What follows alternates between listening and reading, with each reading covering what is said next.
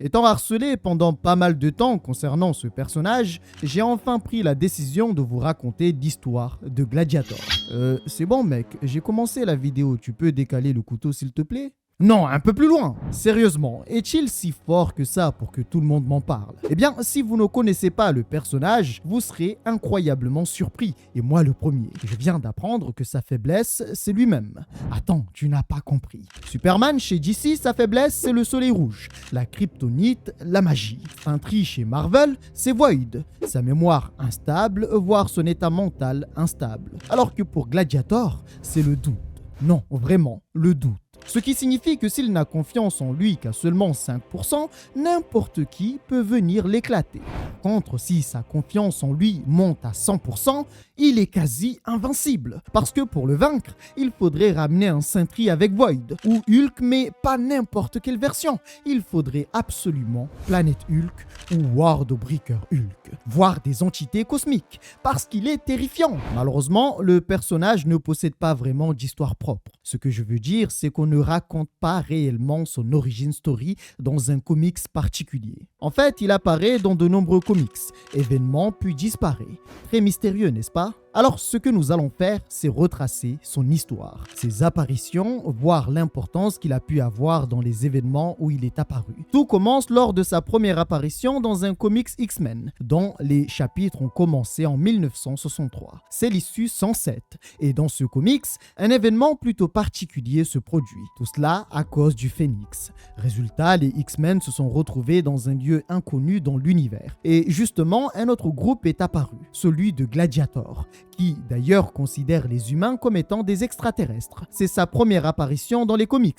Bon, ici, en vrai, l'idéal aurait été de qualifier les humains d'extraplanétaires. Car oui, le terme extraterrestre n'est applicable que pour nous, terriens. Enfin bref, rapidement, la tension s'installe, car l'équipe de Cyclope est à la recherche d'une princesse nommée Lilandra. Tout cela sous les directives de Charles Xavier, sauf que l'équipe de Gladiator, qui est au service de la garde impériale Shi'ar, est aussi à la recherche de cette princesse, sous les ordres de l'empereur. La princesse est considérée par l'Empire Shi'ar comme étant une traîtresse, donc leur prisonnière. Cyclope va donc leur déclarer la guerre en utilisant son rayon pour tuer un être nommé Mentor, ce qui va provoquer la colère de Gladiator, qui jure de venger sa mort et de prendre la vie de Cyclope. Ainsi, les deux équipes se sont retrouvées dans un affrontement de titans. Bon, c'est un arc complet très intéressant, mais on ne va pas s'attarder sur cette histoire, car dans l'histoire en elle-même, certes Gladiator apparaît, mais ce n'est que pendant un instant. À chaque fois qu'il apparaît, il prend une claque et disparaît. Eh ben oui, quand t'as un mec qui possède un pouvoir aussi destructeur, il est difficile de développer une histoire autour de lui, surtout pour ses adversaires. Alors on le met souvent de côté. Mais ici, répondons à une autre question. Pourquoi était-il là? Ou plutôt, quelle est l'explication, la raison de sa première apparition? On le sait, il est là pour la princesse, mais il y a toute une histoire derrière ça. Il s'avère que son frère, à savoir le frère de la princesse nommé Daken, était assoiffé de pouvoir. Et depuis qu'il a découvert comment l'obtenir, il a décidé de sacrifier sa sœur, la princesse Shi'ar, l'a donnée au dévoreur d'âmes afin d'obtenir un grand pouvoir. Malheureusement, il a échoué grâce aux X-Men, mais ça se passe un peu plus tard. Mais alors, comment a-t-il obtenu le pouvoir? Et surtout, comment a-t-il obtenu le plus puissant de tous, Gladiator? Avant tout ça, il avait fait en sorte que la princesse, sa sœur, soit considérée comme étant une traîtresse de l'Empire Shi'ar. Le but pour lui était d'obtenir le trône. Et pour cela, il avait mis en place un plan très simple. Faire de sa sœur une traîtresse en répandant des rumeurs et en sémant un peu le désordre. Et ça a marché. Ainsi, sa flotte impériale dont elle était grand amiral s'est divisée en deux et une guerre civile a éclaté. Avec tout ça, son frère en a profité pour prendre le pouvoir. Elle a été retenue à bord du navire amiral impérial qui devait la conduire vers le lieu de son exécution. Mais heureusement, un peu plus tard, elle a réussi à s'échapper et à saboter le navire amiral. Depuis lors, elle était perdue dans l'espace. place avant que Charles Xavier ne la retrouve et prenne contact avec elle pour la guider. Maintenant, vous savez à peu près comment Gladiator s'est retrouvé à sa poursuite et surtout sous les ordres de Decken, le nouvel empereur Shi'ar. Enfin bref, dans cette situation, il va donc vouloir capturer Lilandra pour la conduire à son frère Decken, car il pense qu'elle est une menace pour l'Empire. Dans une telle situation, Lilandra tente de le raisonner en essayant de lui faire comprendre que c'était son frère le véritable danger et que sa quête allait mettre en péril l'Empire Shi'ar. Avant que la discussion ne se termine, Gladiator a été frappé par une force. Il s'avère que c'est un autre groupe venu pour sauver la princesse. Ce groupe est connu sous le nom de Starjammer. Bon, je le prononce super mal, mais dans tout ça, on apprend qu'en fait, Gladiator est assez réputé pour être extrêmement têtu. Tenter de le raisonner, surtout dans un état d'urgence, ce n'est pas vraiment la meilleure chose à faire.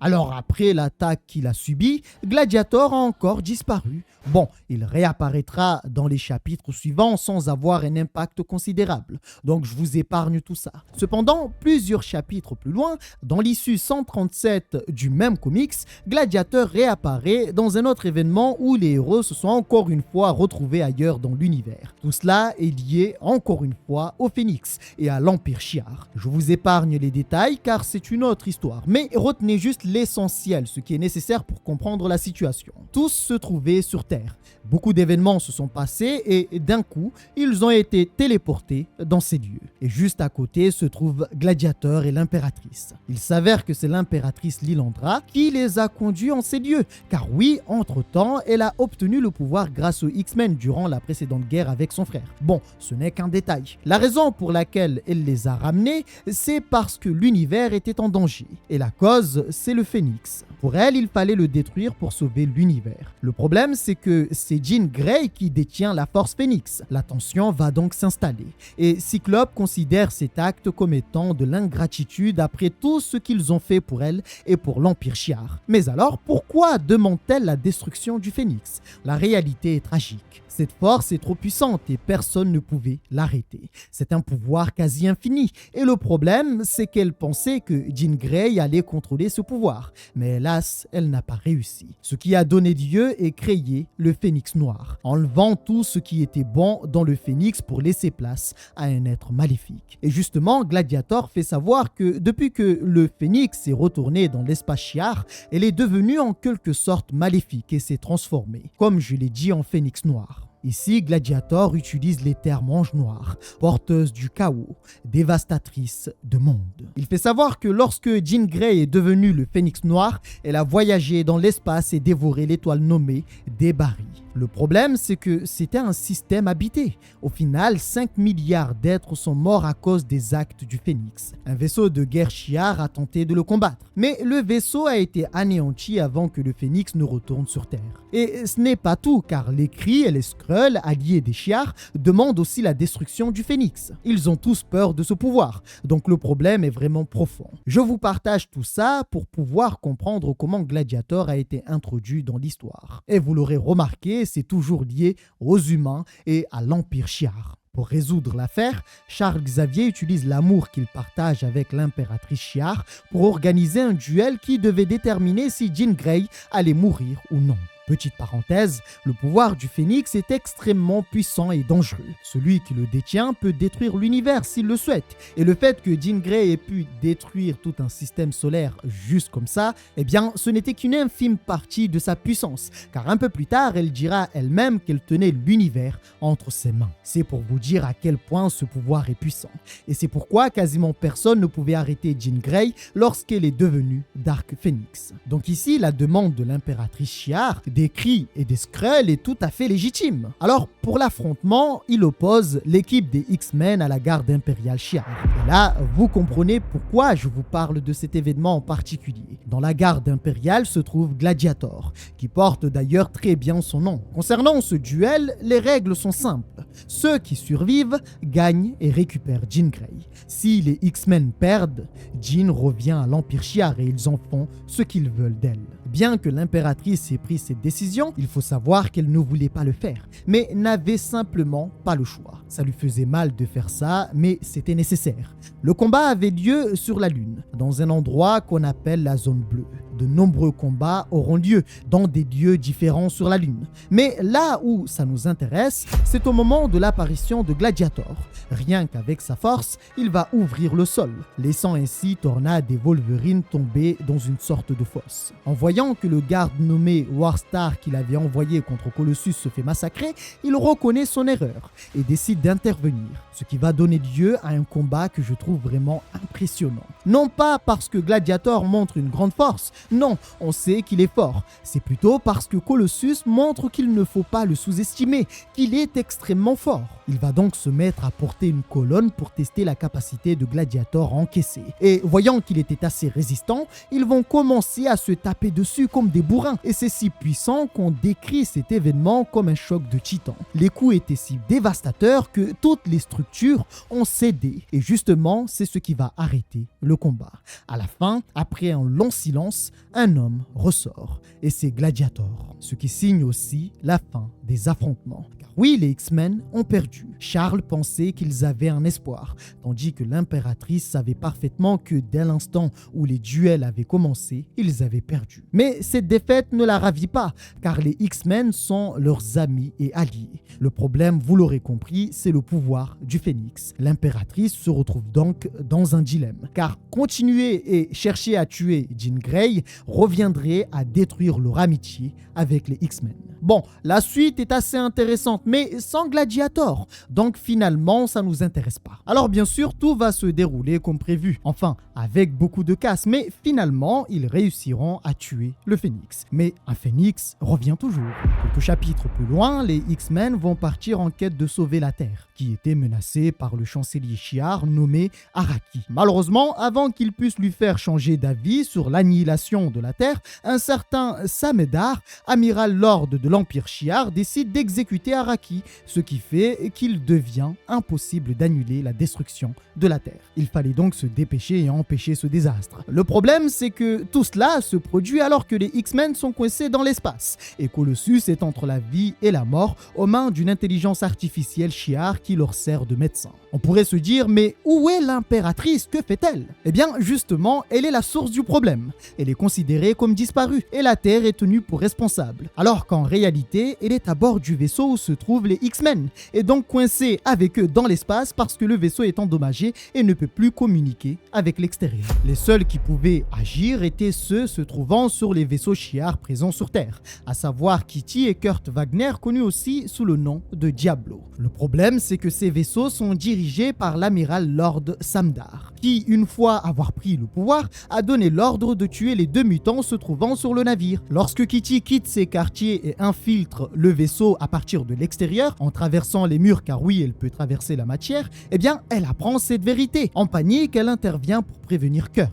Et cela leur permet de les neutraliser avant que ce soit eux qui soient neutralisés. Ils partiront par la suite pour retrouver le chancelier Araki, tout en espérant qu'il allait croire leurs paroles, à savoir que l'impératrice était bien vivante. Malheureusement, un peu plus tard, ils découvriront que le chancelier avait été éliminé. Alors rapidement, ils font le lien. Une seule personne pourrait être responsable, l'amiral. Et désormais, c'était lui qui était à la tête de l'armée Shi'ar. Pour le combattre, ils avaient besoin de la garde impériale, car de ce qu'ils savent, ces derniers étaient fidèles à l'impératrice Lilandra. Ils savaient aussi que les convaincre n'allait pas être facile, mais pour réussir, ils pourraient leur montrer les pensées qu'avait partagées Charles Xavier avant qu'il ne s'effondre. Car oui, entre-temps, étant bloqué dans l'espace, Charles a essayé d'utiliser son pouvoir, d'essayer d'étendre sa pensée pour communiquer avec les autres se trouvant près de la Terre. Malheureusement, une fois qu'il a fait ça, eh bien, il s'est effondré. Alors, le seul problème dans tout ça, c'est qu'il ne savait pas si la garde impériale avait changé de camp. Et dans la garde impériale se trouve justement Gladiator. L'amiral était très excité et voulait simplement détruire la Terre avec ses canons.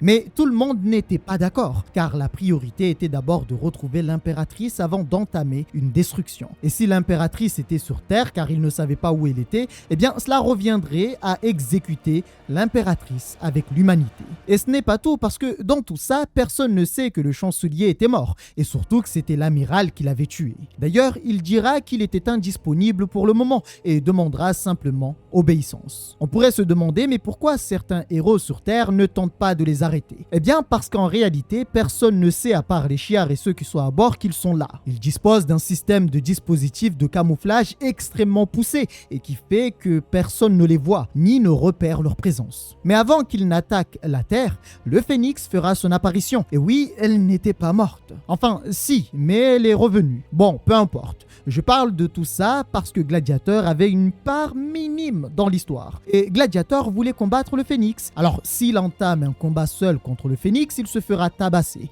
Car la dernière fois, il a fallu toute la garde impériale pour combattre le Phénix. Et tout à l'heure, je vous ai expliqué à quel point le Phénix était puissant. Donc, le prendre en 1v1, c'est pas la meilleure chose à faire. Bon, finalement, dans cette histoire, grâce à Oracle qui va réussir à faire une liaison entre Diablo et le Dark Phoenix, tout finira bien parce qu'ils sauront qu'au final, l'impératrice n'était pas en danger et qu'ils étaient toujours de bons alliés. Alors je ne sais pas si vous l'avez remarqué, mais entre-temps, le Phénix a disparu. Ouais, comme ça, pouf, comme elle est arrivée. Ils vont se retrouver à affronter une partie de la garde impériale, car oui, certains se sont rangés du côté de Samdar. Ils vont alors livrer un combat extrêmement violent, mais encore une fois, ici, Gladiator n'est pas vraiment mis en valeur. Il n'est même pas un personnage secondaire pour vous dire. Voire pire, c'est un PNJ. Alors oui, un PNJ extrêmement fort, mais ça reste quand même un PNJ lié à la garde impériale et qui finira par être capturé tel un Pokémon durant cette bataille. L'amiral aurait pu l'exécuter, mais a préféré le garder vivant afin qu'il assiste à la fin de la Terre. Son plan sera neutralisé, parce que oui, un peu plus tard, les X-Men trouveront un moyen de revenir. Mais arrêtons-nous là. Jusqu'à maintenant, comme vous avez pu le voir, le personnage en lui-même n'a pas été exploité, mais seulement introduit. Et cela a attiré l'attention des lecteurs, parce que voir un personnage extrêmement fort qui ne fait qu'obéir sans plus, c'est intriguant. Du coup, plusieurs années plus tard, ils ont enfin décidé de nous proposer quelque chose qui permet de voir à quel point ce personnage est fort. Tout commence lors d'une traque. 4 Skrulls à bord de leur navire sont en panique. Ils se mettent la pression, se frappent et tout cela pour fuir un être extrêmement puissant qui est à leur recherche. Cet être respire dans le vide spatial. Alors en vrai, est-ce qu'il respire même? Je ne sais même plus. Il résiste aux attaques et avance aussi vite que leur vaisseau. Et lorsqu'il réalise qu'il est toujours derrière eux, il panique. La personne qui les suit n'est nul autre que Gladiator. Il n'a besoin ni de vaisseau, ni de combinaison spatiale, ni d'un système de guidage. Rien, absolument rien. Le frérot à lui-même, c'est une arme de guerre. Et dans cette situation, Gladiator était en colère et à leur recherche. À la base, leur mission, à savoir celle des 4 Skrulls, était d'exterminer les 4 Fantastiques et en quelque sorte prendre leur place. Mais il fallait faire ça incognito. Le problème, c'est qu'ils sont tombés sur Gladiator. Et pour pouvoir se débarrasser de lui, ils utilisent leur vaisseau pour disparaître. Enfin, disparaître, c'est pas vraiment possible avec Gladiator, car où qu'on aille, Gladiator viendra vous retrouver. Ce que vont faire les Skrulls, c'est partir sur Terre et se cacher. Et pendant un bon petit moment, personne ne va les remarquer, jusqu'au jour de l'arrivée de Gladiator sur Terre. Enfin, juste avant son arrivée, les 4 Fantastiques avaient remarqué quelque chose d'étrange. Une explosion d'une puissance de type Nova près de Pluton, mais qui a rapidement commencé à disparaître. Alors dans cette situation, ce qui les inquiétait n'était pas vraiment l'explosion en elle-même. Car si c'était réellement une explosion de ce niveau non contrôlé, la moitié du système solaire aurait été détruite. Ce qui les inquiétait réellement, c'était le fait que cette explosion avait été contenue, comme si quelqu'un l'avait maîtrisée. Alors, comme la torche humaine, Johnny, on pourrait se dire « t'abuses, Richard ». Tout ça se passe loin de la Terre, et ça ne les concerne pas tant que la Terre n'est pas en danger. C'est justement là le problème. Une chose non identifiée que Reed Richard appelle un débris se dirigeait droit vers la Terre, depuis la zone de l'explosion. Et tout ça à une vitesse 100 fois supérieure à celle de la lumière. En l'espace d'un instant, cette chose a traversé la couche atmosphérique terrestre. Il s'avère que cette chose non identifiée dont parlait Reed Richard n'était autre que Gladiator. À son arrivée, il va le faire savoir en parlant la langue Shi'ar. Sur sa route se trouvait Ben Grimm, la chose, qui décide d'aller voir quel était l'idiot capable de faire autant de bruit. Lorsque Gladiator a vu Ben Grimm, étrangement, ce dernier était devenu beaucoup plus agressif, comme s'il le connaissait déjà. Il va alors prendre une voiture avec des civils à bord pour la lui balancer en pleine figure. Heureusement, la chose James va réussir à la rattraper grâce à sa grande force physique. Le problème, c'est qu'il va sous-estimer Gladiator en pensant pouvoir l'éliminer en seulement quelques minutes. Un seul coup de la part de Gladiator a suffi à lui remettre les idées en place. Le choc était si violent que Ben Grimm s'est retrouvé à moitié inconscient. On remarque rapidement que Gladiator ne parle pas beaucoup. Il n'est pas nécessaire pour lui de faire de grands discours. Il va alors se mettre à scanner la zone avec ses sens, lui permettant même de voir à l'intérieur des bâtiments. Une fois qu'il a scanné les bâtiments,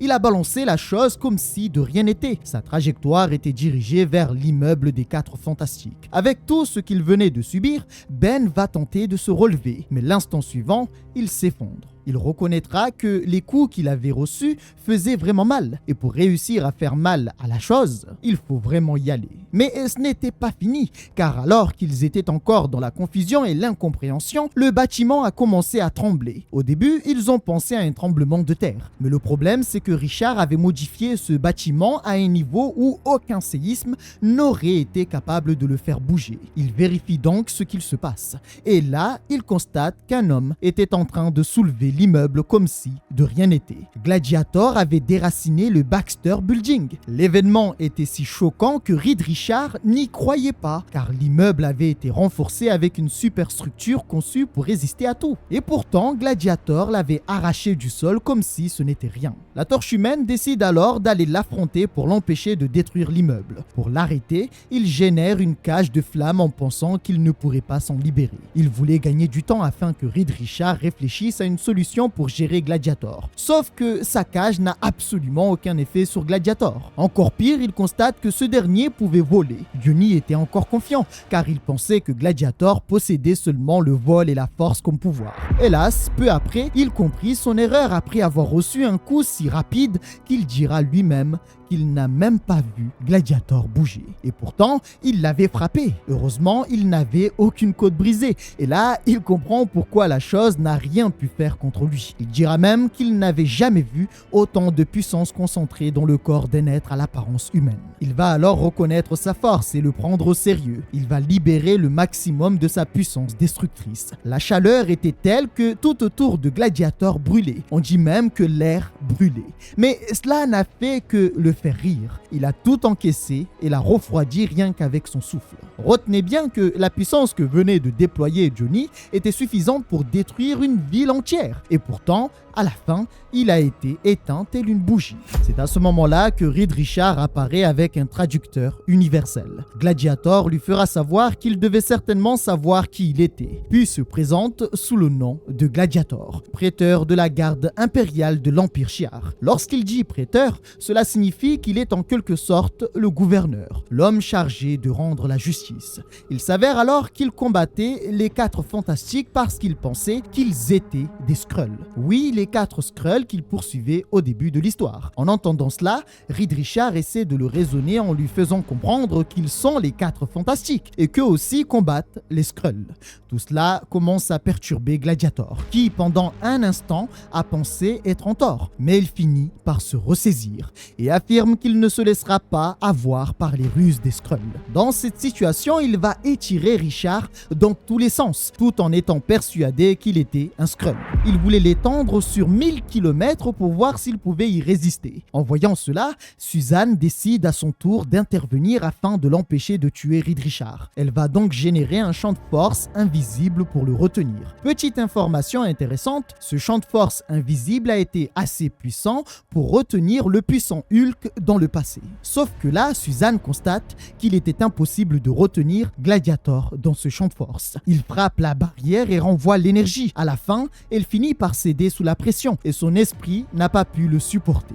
À ce moment-là, après les avoir vaincus, Gladiator était fier de lui, pensant avoir réussi à neutraliser les 4 Skrulls. Mais derrière lui se trouvait le fils de Suzanne et Reed Richards, nommé Franklin Richards. Après avoir vu l'agression de sa mère, ce dernier va se mettre à frapper Gladiator. Celui-ci va simplement le repousser. Cet événement va faire émerger chez Franklin une puissance terrifiante. Mais à cet instant, il était trop jeune et son pouvoir n'avait pas encore été cultivé, ou plutôt, il ne s'était pas suffisamment suffisamment éveillé pour se manifester pleinement. Donc finalement, rien ne s'est produit. Et je vous avoue que c'est bien dommage. Pourquoi? Parce que cet enfant possède l'un des pouvoirs, si ce n'est le pouvoir le plus puissant existant dans l'univers Marvel. C'est quoi son pouvoir? Eh bien, rien de fou, si ce n'est la capacité de changer les lois de la physique, de créer des univers entiers, de remodeler l'espace, le temps et la matière, de faire exister ou disparaître des concepts. En gros, pour résumer son pouvoir, c'est qu'il décide de tout et fait ce qu'il veut. Pour ceux qui doutent et qui se demandent encore s'il aurait pu battre Gladiator, la réponse, bordel, c'est oui, sans aucun doute. D'ailleurs, cet enfant mérite clairement une vidéo à lui tout seul. Finalement, dans tout ça, Ben se réveille et constate que les autres fantastiques n'étaient pas là. Il décide alors de reprendre le combat, tout en espérant pouvoir faire quelque chose contre Gladiator. Il va donc profiter des moments de confusion pour faire sortir Gladiator de l'immeuble. Malheureusement, il n'était toujours pas de taille contre lui. Ce dernier va attraper un bus comme si de rien n'était avant de l'écraser avec. Peu après, Gladiator va lancer un cri de victoire qui va détruire les vitres sur plusieurs mètres, voire kilomètres. Mais un autre groupe apparaît pour lui faire comprendre qu'il n'était pas encore vainqueur. Cette fois-ci, ce sont les X-Men qui sont apparus pour l'arrêter. Bien que ce soit la fin de ce chapitre, le combat ne se termine pas vraiment là, car dans le comic suivant, l'issue 250, l'affrontement dégénère. Un peu plus tard, Spider-Man va tomber sur une grande partie du corps de Reed Richards et tirer à travers toute la ville, à tel point que lorsqu'il le retrouve, il ne sait même pas ce que c'est. Il voyait simplement une étrange chose bleu dégageant de la chaleur, jusqu'au moment où il découvre une main. À cet instant, il comprend qu'il s'agit de Mr. Fantastic et que la situation était particulièrement grave. Il va donc chercher sa tête et la retrouver quelques instants plus tard. Ce dernier était dans l'incompréhension totale et ne savait même pas ce qui lui était arrivé. Après un court moment, il se rappelle de l'arrivée de Gladiator et de tout ce qui a suivi. Une fois son corps remis, Spider-Man voulait aller affronter Gladiator et lui montrer de quoi l'araignée était capable. Heureusement, Richard l'arrête, car il savait parfaitement que Spidey ne pouvait pas faire grand-chose. Étant donné que Gladiator était à la recherche des Skrulls et pensait que les 4 Fantastiques étaient justement des Skrulls, il fallait trouver un moyen de lui prouver qu'il ne l'était pas. Il demande donc à Spidey de le conduire au Baxter Building, car il ne savait pas quel était l'état de sa femme et de son fils. Et ce n'est pas tout. À ce moment-là, il dira avoir trouvé une piste concernant la faiblesse de Gladiator. Lorsque les X-Men sont apparus, on constate que Gladiator ne voulait pas les combattre et tentait de les raisonner. En fait, il n'avait rien contre les humains, ni contre les héros. Ce qu'il voulait, c'était simplement les Skrulls. Et il était persuadé que c'était les 4 Fantastiques. Alors, à ce moment-là, il pensait les avoir vaincus, car oui, il avait vaincu les 4 Fantastiques. Mais les X-Men étaient étrangement déterminés à l'affronter, estimant que rien n'était terminé tant qu'ils ne les avaient pas vaincus eux aussi. Sans aucune hésitation, ils commencent donc à l'attaquer dans une intention clairement meurtrière. Ce que Gladiator ne pouvait pas comprendre, car auparavant, ils étaient alliés. Il finit alors par se demander s'ils n'étaient pas eux aussi du côté des Skrulls. Le combat est si violent que chaque attaque détruit une partie de la zone. Et tout cela attire l'attention d'un autre individu qui mangeait tranquillement dans un restaurant, Captain America. À son arrivée, il ne comprend pas vraiment la situation. Il voit les X-Men, mais pas tous, combattre un être qu'il ne connaît pas. Gladiator ne voulait pas les affronter, c'est pourquoi il ne rendait pas les coups reçus. De plus, dans cette situation, il sait parfaitement qu'il est le plus fort. Il fait savoir à Colossus qu'il l'avait déjà battu par le passé. Continuer à se battre n'allait rien changer. Il affirme avoir traversé des étoiles et déplacé des planètes entières à sa volonté, et demande alors comment il comptait le vaincre. Pour le vaincre, Storm utilise un pouvoir particulier sur lui. En réalité, elle venait de créer une onde spécifique capable de l'atteindre. À cet instant, Gladiator ressent une douleur atroce, une douleur qu'il n'avait encore jamais éprouvée. Il lance alors un cri de souffrance et, pour échapper à cette situation, il plonge sous terre. Peu après, il réapparaît en détruisant tout sur son passage. Heureusement, Spider-Man intervient pour sauver la situation, mais Diablo va l'attaquer tout en l'informant qu'il a pris connaissance de ses pouvoirs et qu'il serait heureux de mettre fin à son existence. À cet instant, Spidey remarque quelque chose d'étrange. Diablo parlait une langue qu'il ne connaissait pas. Heureusement, Captain America interviendra pour neutraliser Diablo et il en profitera pour tenter de régler la situation. Mais Diablo va s'en prendre à lui. On remarque remarque rapidement qu'il parle comme un guerrier. Il parle de l'impératrice et en fait, il ne parle pas du tout leur langue. Il parle comme Gladiator. Peu après, le capitaine sera attaqué à son tour. Heureusement, grâce à son expérience, il a pu minimiser les dégâts du coup qu'il venait de recevoir et dira que s'il n'avait pas anticipé ce coup, sa tête ne serait plus sur son cou. En fait, tout ça était devenu bizarre. Dites-vous par exemple que Spider-Man n'arrivait pas à comprendre certaines choses, comme par exemple le bouclier du capitaine qui n'encaisse plus les coups. Alors vous allez voir qu'il y a vraiment une explication derrière tout ça. Les 4 X-Men apparus étaient complètement différents de ceux qu'ils avaient connus. Après son deuxième réveil, la chose demande à Johnny de lui expliquer ce qui s'est passé. Et une fois qu'il a appris tout ce qui s'était produit, il s'est mis dans une rage folle et était désormais prêt à reprendre le combat. Comme on dit, jamais 2 sans 3. Ils vont alors unir leurs forces. Au début, ce combat n'était qu'un malentendu et en quelque sorte un duel entre les 4 Fantastiques et Gladiator. À la fin, c'est devenu un véritable Armageddon. Alors que tout cela se passait, Reed Richards s'est enfermé dans son laboratoire et s'est mis à travailler sur quelque chose. Suzanne tente de comprendre et de savoir ce qu'il avait découvert, car comment son appareil allait pouvoir battre un monstre comme Gladiator. En fait, Richard avait compris quelque chose lorsqu'il avait vu le fonctionnement de Gladiator, surtout au moment où il avait soulevé le Baxter Building. Il savait que Gladiator utilisait quelque chose de plus que sa simple force physique. Alors oui, ici il fait clairement référence à une force psychique, et c'est précisément ce qu'il a découvert et qu'il essaie d'exploiter, car selon lui, cela leur donnerait la victoire en prenant en compte la faiblesse de Gladiator, qui est le doute.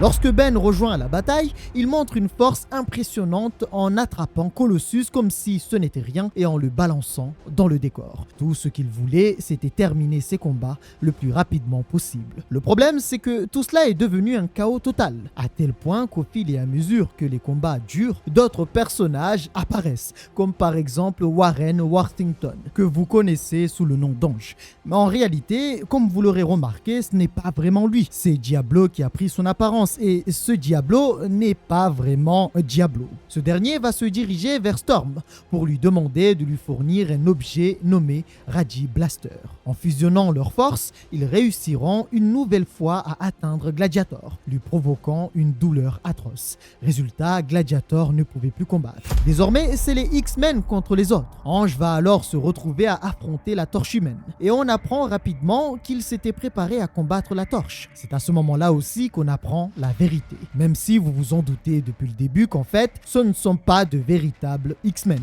mais des Skrulls déguisés, venus dans le but d'éradiquer les 4 Fantastiques. Un peu plus tard, Richard va enfin se décider à intervenir. Et lorsque Suzanne lui demande s'il était vraiment sûr de pouvoir vaincre Gladiator, alors que ce dernier les avait massacrés un peu plus tôt, il explique que leur défaite était due à leur propre perception. Il fait alors clairement comprendre que tout ce qu'ils ont vu ne représentait pas le véritable pouvoir de Gladiator. Il a donc développé un projecteur de pensée pour pouvoir le vaincre. D'un autre côté, la chose ne pouvait pas vaincre Colossus et d'ailleurs, il reconnaît qu'il était extrêmement fort. Il sera aussi attaqué par derrière. Mais à cet instant, il a remarqué une chose étrange. Son rayon lui a brûlé le dos alors qu'auparavant, il l'avait déjà reçu et le rayon de Cyclope n'était pas chaud. En fait, chacun d'entre eux, à savoir les Skrulls déguisés, avait été entraîné pour les combattre, à tel point qu'ils connaissaient chacun de leurs mouvements et leur manière de combattre. Ce qui fait que, désormais, ils se retrouvaient en très grande difficulté. Je parle ici, bien sûr, des héros. Enfin, à un détail près, tout va changer lorsque la Torche humaine va esquiver l'attaque, et cette dernière va perforer la poitrine de Cyclope et le tuer. Une fois mort, on constate qu'en réalité, ce n'était pas Cyclope, mais un Skrull. De l'autre côté, Storm voulait éliminer Gladiator pour de bon, et Gladiator pensait réellement qu'il allait mourir. Pour s'en sortir, il va retourner le sol avant d'être attrapé par Reed Richards, alors qu'à ce moment-là, son pouvoir était en train de revenir. En voyant Reed Richards, il pensait toujours que c'était un Skrull revenu en se faisant passer pour Mr. Fantastique. Encore une fois, Reed va tenter de le raisonner, en lui faisant bien comprendre qu'il n'était pas des Skrulls et qu'il se trompait. Il rajoute aussi une chose, son pouvoir ne pouvait plus rien leur faire. Alors après avoir entendu cela, pris d'orgueil, il augmente considérablement sa vitesse et sa force, mais constate que rien ne s'est produit. Il ne pouvait pas le blesser. Il va essayer encore en utilisant de nombreuses manières, les coups, puis des objets comme des barres de fer. Il utilise même ses rayons mortels qui brûlent à une température bien supérieure à celle d'une étoile. Mais rien ne fonctionne. C'est le choc total pour lui. Et là, pour la première fois depuis le début de ces affrontements, le doute s'est installé dans son cœur. Il hésite et c'est ainsi qu'il a perdu face à Reed Richards. Et là, j'imagine que vous êtes pris de colère. Vous vous demandez certainement comment est-ce possible. Eh bien, c'est très simple. La machine que Richard avait fabriquée est un projecteur qui permet de créer en quelque sorte un hologramme et une scène réelle destinée à tromper l'ennemi. Mais pour réaliser tout ce plan, il avait besoin d'un gars, un mec qui soit capable de résister aux attaques de Gladiator. Avant de venir, il a choisi Captain America et surtout son bouclier capable de résister à quasi n'importe quoi. Ce dernier devait tout encaissé en se faisant passer pour Reed Richards grâce à la machine qu'il avait lui-même fabriquée. Donc oui, ce que Gladiator frappait depuis le début et qu'il pensait être Reed Richards, c'était le bouclier du Capitaine. Le vrai Richard était caché à côté car le but était de faire en sorte que Gladiator doute de lui-même car Reed Richards connaissait son point faible. Ainsi, une fois qu'il a douté de son propre pouvoir, il est devenu faible et Suzanne a pu le mettre hors de combat grâce à son pouvoir. Et c'est là aussi qu'on apprend réellement pourquoi le doute est son point faible, car le doute impacte directement la source de ses pouvoirs, qui est le mental. En fait, Gladiator n'est pas comme Sentry qui a obtenu une puissance décrite comme celle d'un million de soleils explosants grâce au sérum, ou Superman chez DC qui fonctionne comme une batterie qui emmagasine l'énergie solaire, ou encore Hyperion, voire même Blue Marvel qui tire sa force de l'antimatière. Alors certes, Gladiator possède la quasi-totalité des pouvoirs des personnages que je viens de vous citer, à savoir la super force, la super vitesse et tout ça, mais on apprend grâce à Richard qu'il possède aussi la télékinésie, la pyrokinésie, la lévitation et des champs de force invisibles. La différence, c'est qu'il n'est pas conscient comme Magneto de ses pouvoirs et ne les utilise pas de façon volontaire. C'est pour cette raison, par exemple, qu'il a pu résister et briser le champ de force invisible de Suzanne, alors qu'elle-même avait dit que par le passé, elle avait fait la même chose avec Hulk et que ce dernier n'avait pas pu le briser. Donc oui, le personnage possède des pouvoirs cachés en plus de ceux qui sont déjà visibles, que lui-même utilise, mais on a l'impression qu'il n'en est pas vraiment conscient. Après s'être occupé du plus gros problème, les 4 fantastiques se sont occupés des soi-disant X-Men, révélant ainsi qu'en réalité, ce n'étaient pas les véritables X-Men, mais les Skrulls que Gladiator cherchait depuis le début. À la fin, Gladiator finira par reconnaître ses torts. Mais attention, très important, jamais il ne s'excuse. Il sait qu'il est en faute. Il le reconnaît, mais demander pardon, c'est pour les faibles. Ainsi, il va récupérer les Skrulls et simplement partir. Derrière lui, il laisse un champ de ruines. Tout a été détruit. La question est donc, qui va réparer tout ce bordel ? Alors, qu'avez-vous pensé de cette histoire ? J'ai essayé de vous proposer quelque chose qui sort de l'ordinaire par rapport à ce que je fais habituellement, en vous présentant carrément son ordre de lecture, ses premières apparitions et l'impact qu'il a pu avoir. Enfin bref, petite info très importante, je suis en live tous les soirs sur Twitch. La chaîne s'appelle Feiri-du-bas. Alors c'est vraiment du live détente, ça fait quand même 1 mois qu'on est en live. Malheureusement, on est encore peu nombreux et j'aimerais quand même agrandir la chaîne. Alors si vous êtes à la recherche de discussions, d'envie de passer de bons moments, de rigoler parce qu'on rigole beaucoup et on se vanne pas mal, n'hésitez pas à venir car entre fous du bus, on se comprend. Prenez soin de vous et on se retrouve au prochain épisode.